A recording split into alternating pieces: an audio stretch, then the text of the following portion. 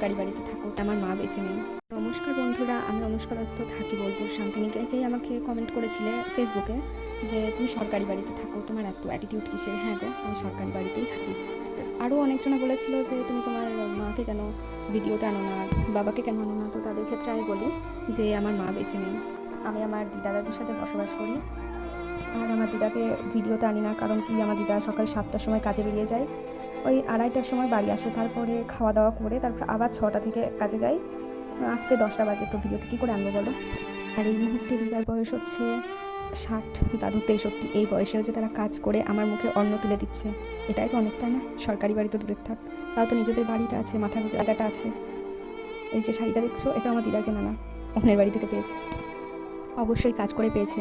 আর একটা কথা কি জানো তো, আজ পর্যন্ত আমি কখনো দেখলাম না, আমি যে এত বড় হলাম তো আজ পর্যন্ত কখনো দেখিনি যে আমার দিদা কখনো নিজে কিনে একটা শাড়ি পরেছে। সবসময় যাদের বাড়িতে কাজ করে তারা দিলে তবেই পরে। আর এটা হচ্ছে আমার বাড়ির সব থেকে ছোটো সদস্য মিল্কি। তোমরা যদি আমার জীবনের স্টোরি জানতে চাও অবশ্যই কমেন্ট করে জানিও। আর এই যে ছবিতে যেটা দেখছো, এটা আমার মা ছিল। আজকের জন্য ভিডিওটা এই পর্যন্তই থাক, তাহলে ভিডিওটা অনেকটাই বড় হয়ে যাবে। যদি ভিডিওটা ভালো লাগে লাইক কমেন্ট করে পাশে থেকো। দেখা হবে নেক্সট কোনো ভিডিওতে, তখন আমি আমার দিদাকেও আনবো ভিডিওতে। ততক্ষণের জন্য টাটা।